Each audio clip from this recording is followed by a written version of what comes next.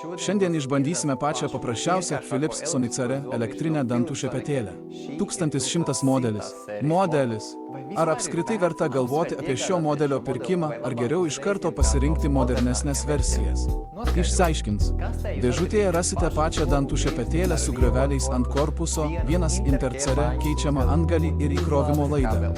Nieko nereikia. Bet tai pirmas Philips Sonicare modelis, kurį išbandžiau, ir jis nenaudoja tos pačios įkrovimo stotelės kaip kiti. Vietoj to šis modelis turi tokį keistai atrodantį įkroviklį, dėl kurio aš visiškai nesidžiaugiu. Kodėl negalėjo naudoti to paties įkroviklio, kuris tinka visoms Philips Sonicare dantų šepetėlėms? O jei jau keičiamas įkrovimo būdas, tai kodėl nenaudoti dabartinio pasaulinio standarto USB-C laido, kurį naudoja visi mobilieji telefonai ir kita elektronika? Bet kokiu atveju geriau nepraraskite šio įkroviklio, nes rasti kitą bus labai sunku, jei ne neįmanoma.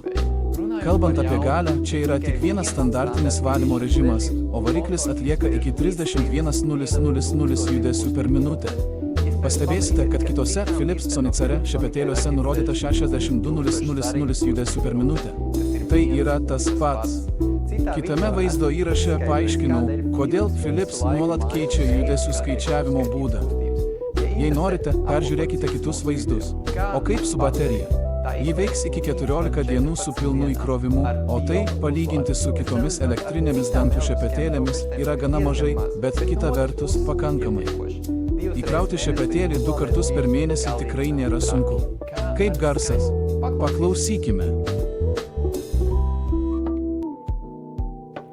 Ji veikia maždaug 47 decibelų garsumu. Nedaugiau nei kitų Philips Sonicare dantų šepetėlių. Ar patogu naudoti šią dantų šepetėlį? Kas man labiausiai patinka, valdymas yra toks paprastas, kiek tik įmanoma. Čia yra tik vienas mygtukas, vienas režimas ir viskas. Jei ieškote idealios dantų šepetėlės močiutei, tai bus puikus pasirinkimas. Čia nieko neįmanoma paspausti neteisingai. Mes netikime pažadais ant dėžutės, todėl, kaip ir kitas elektrinės dantų šepetėlės, šią taip pat pakabinome mūsų kankinimo bandymams. Pirmiausia, atlikome smūgio testą, kurio metu šepetėlį metėme iš maždaug 1 metro aukščio ant grindų 3 skirtingose pozicijose, kad patikrintume, ar jis atlaiko atsitiktinį iškritimą iš rankų. Net po 3 kritimų dantų šepetėlis toliau veikia be problemų. Toliau atlikome vandens bandymą. Įjungta dantų šepetėlė 2 minutes visiškai panardinama į vandenį. Čia nėra jokių netikėtumų. Tai niekaip nepaveikia dantų šepetėlio veikimo.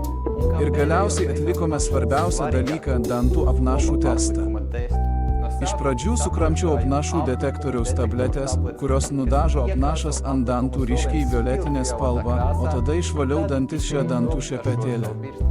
Jei dantų šepetėlis yra geras, visa spalva turi būti pašalinta. Čia taip pat rezultatas yra numatomas.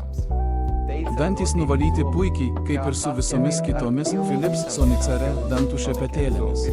Kaip ši šepetėlė atrodo kitų modelių fone, už šiek tiek didesnę sumą galite rinktis Philips Sonicare 2100 serijos modelį, kuris turės jau 2 intensyvumo lygius arba 3100. Serijos šepetėlį, kuriame taip pat bus slėgio jutiklis ir 3 skirtingi intensyvumo lygiai. Arba, pavyzdžiui, Oclean SE Pro, kuri iš karto parduodama komplekte su patogiu USB-C įkrovimo kabeliu ir kelioniniu dėklu. Kam ši šepetėlis? Kadangi technologijų srityje nieko paprastesnio neišgalvota, tai puikus pasirinkimas, jei ieškote paprasto bazinio prietaiso savo arba norite jį padovanoti savo močiutei. Yra tik vienas mygtukas, skirtas šepetėliui įjungti ir išjungti ir viskas. Jei norite įsigyti šepetį, rasite jį mūsų internetinėje parduotuvėje. Visi produktai jau yra pas mus. Tai reiškia, kad galite juos gauti iš karto, atvykę pas mus arba su pristatymu į paštomatą jau kitą darbo dieną.